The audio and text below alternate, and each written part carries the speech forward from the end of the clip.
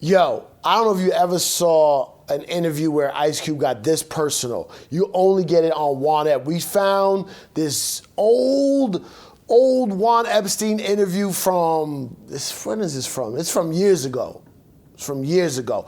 Ice Cube got down and dirty. He talked about seeing Eazy-E before he passed. He also talked about his transitioning into acting. You're not gonna get an Ice Cube interview like this anywhere else. The original Juan Ep is Life, or Juan Epstein, which is now Juan Ep is Life. Follow, share, comment, subscribe, hit the notifications, you know all that YouTube-y shit, all right?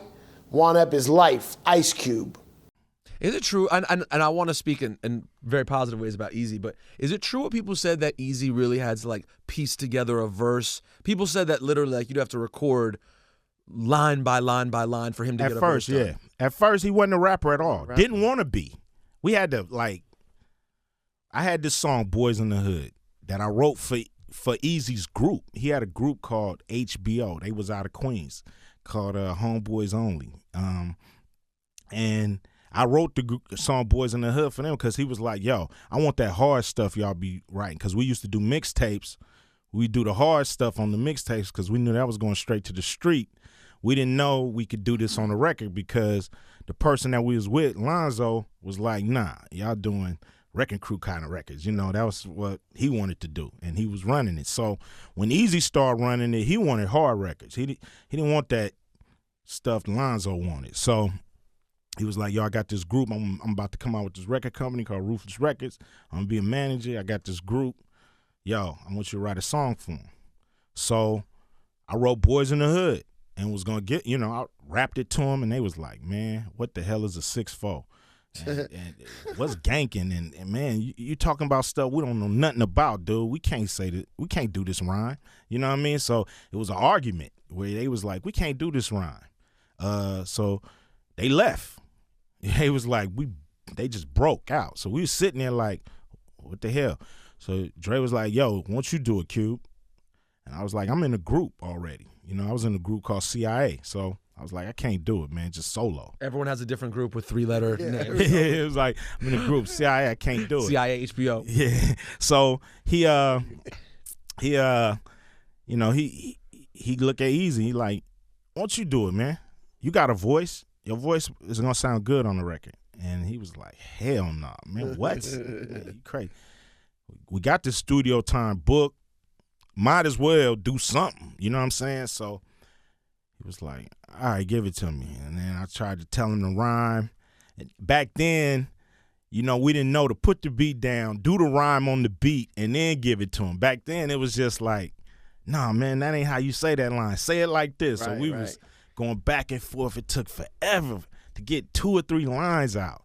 So Dre was like, you know what? Everybody just leave. Everybody leave. I'm going to work with this dude. So we left, came back later on that night. They hadn't even finished the first verse. I was like, damn, I'm gone. I left again. Came back the next day. They was in the middle of the second verse. Came back the next night. That same night, they had finished the song. And it was dope. I was like, dude, you're a rapper, man. You're a rapper. I mean, his voice is crazy. Yeah. So that one song was pieced together, but I think as we start doing more and more records, by the time we did the NWA record, he had done a whole album, that Eazy Does It album. So by the time we did the NWA record, he was helping to write. He was writing, him and DOC was writing some of their parts, like on Fuck the Police. You know what I'm saying? DOC helped him write his verse on that. Ren was helping him. I was helping him. And we was just, doing whatever we could, just like we did on the Eazy Does It record. It was like, me, DOC, and Ren, and a little bit of Dre, but Dre was more on the production, getting the rhymes together. So by then, he was a rapper. He could do a verse. He could flow. By the way, the DOC album turned out to be amazing as well. Yeah, it was sick. So what year was the DOC album? Was that in the middle of it? That was before 89, 90. 89. Like 89, 90. What did you enjoy any of the NWA albums after you left? Did you ever get to objectively listen to them and be like, actually, this one's still pretty good? Oh yeah, they had some hot records, no doubt. The Niggas for Life album, it had some hot records on there. But then to me, they had records that went too far. You know what I mean? They like pushed it too far. You know, further than I would have. In terms of content, the dick sucking records and all that. You know, it's just don't bite it. Yeah, you know, it's just in places I think they just went a little too pushed far. it too far. I wouldn't have did that album cover. That would have been an argument, you know, with us laid out, police fucking around with the yellow tape and the spirits of us flying off. Hell no, never. The imagery is just not one that you. Not, I ain't with that. I wouldn't have been with that. I'd have been out of that cover. I'd have been the only one standing, talking to the police like, "Yo, here's what happened." When did you then see Eazy-E for the next time? When was the next time you saw Eazy-E after that whole shit went down?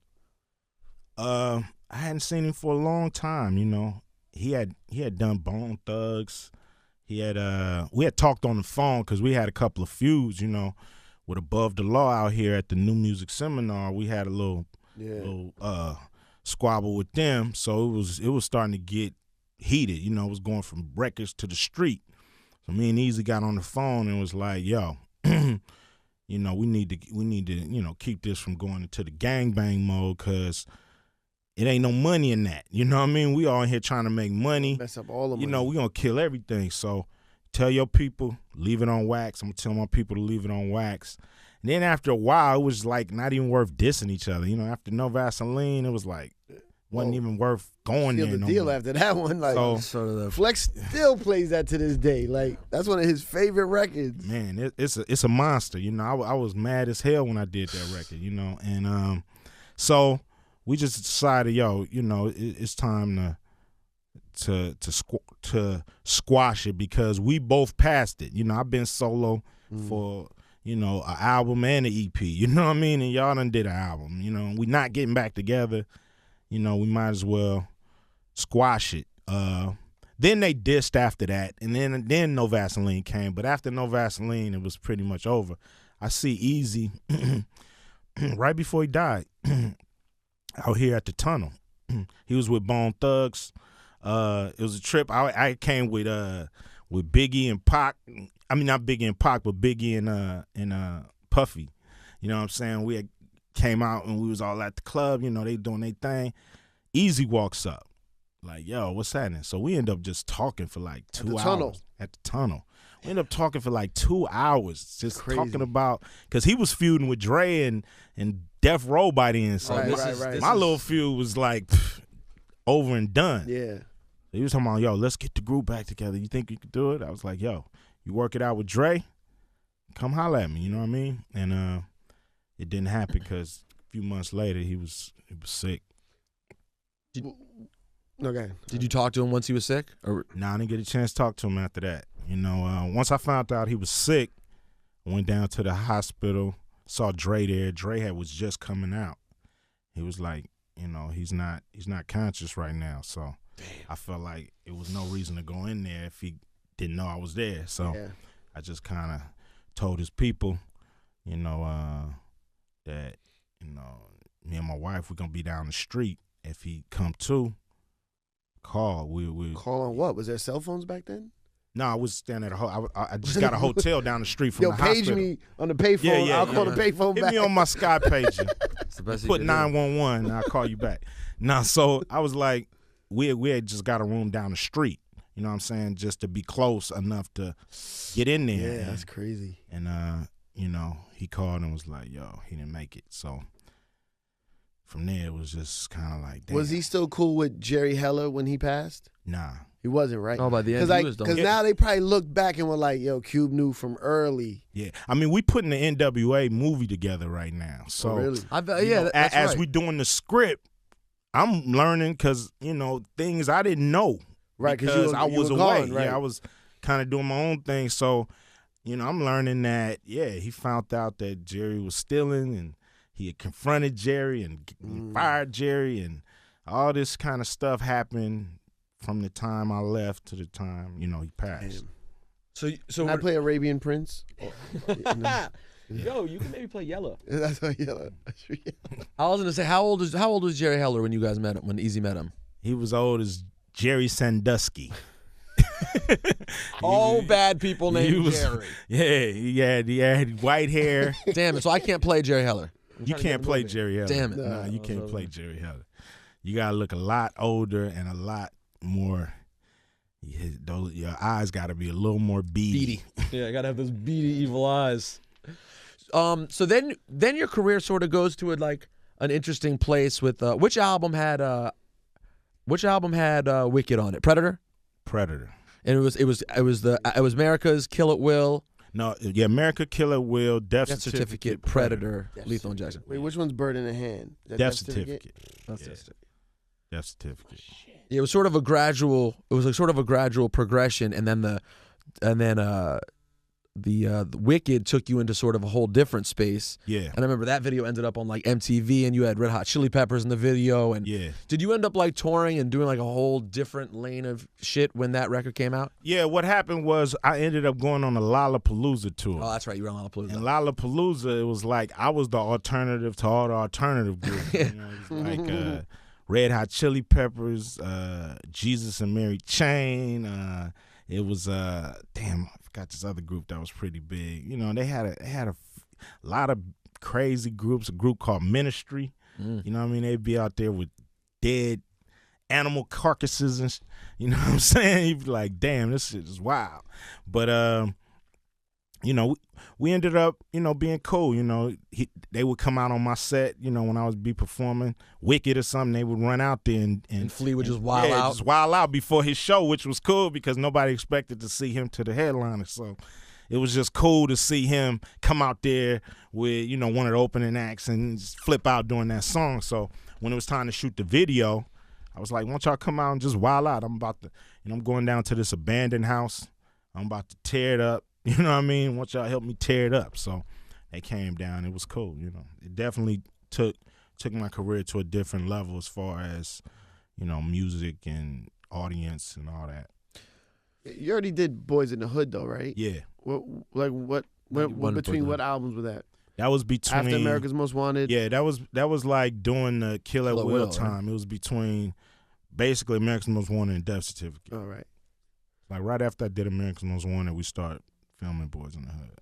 Jeez. Do you think you ever have done a movie as great as Boyz in the Hood yet? You know, Barbershop is a good movie. You know, I don't know if it has the impact as Boyz in the Hood. Boyz in the Hood is dealing with, you know, a lot of different subjects. You know, I think it's dealing with, you know, a lot more pain. You know what I mean? Than my other movies. You know. So I don't know if a movie can have that impact until we deal with that subject matter again. You know, from then on, it was like, you know, Trespass, which was more like a Caper Heights kind of thing. And then, you know, we did Friday, and, you know, that kind of took my career in a whole nother. A classic in its own right, too. Yeah. You know, so, you know, Boyz in the Hood is you know, is one of them movies that an actor is lucky to be in, you know, as his first movie. Yeah. But how did you do it?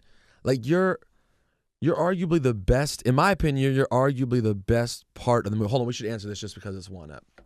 Sure. Should we? What was it? Yeah. Absolutely, right?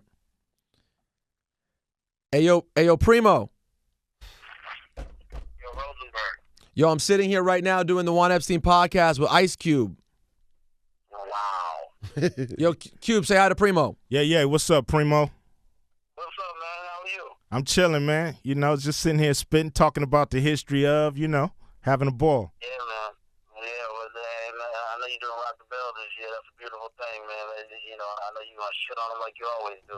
Oh, yeah, you know, I'm going to come down here and give them some of them old classics, you know what I mean? You know, got to let them know where we come from. No doubt, man. Well, you know, as always, man, big up to your whole team, man. Shout out to Kivo, you know what I'm saying? Shout out to Herb. Shout out to Big Star. Shout out to He knows everyone. It's Primo.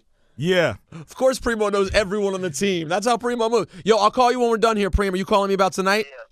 Yeah, I'll call about tonight. Go ahead and do your thing with Cube, and we'll holler later. All right, peace. All right, much love. Later. Yeah. I knew awesome. Primo I thought would be on the list of site for people that would call me today. I'm doing a concert tonight. Oh, is that right? Yeah. You should come out at the. Oh, you have the. I got to do the I know. Coors Light. I know. You're up. That's the thing, because I promoted that event, and then I saw the date. I'm like, it's the same night as my birthday shit. I have Odd Future, Raekwon on the same bill, so it's Wu-Tang and Odd Future on the same bill. Damn, that's dope. So it's gonna be sold out. So now, Damn. then Primo. Then you get the call cipher that you forget about, the people that you have to get in. Yeah, you have. Can't even. You got a lot. You got a lot for that. You have to. That's. I guess I'm learning. I'm learning these things. You have to do a Teaching her lot. how to promote Teach me events how to and do stuff. it. Yeah, that's He's right. like, yo, I'm telling everybody no. I'm like, yeah, right. Yeah, You know good who's luck. gonna hit you today? There's no way you can say no. Can't say no. Nah. So that's where I'm at.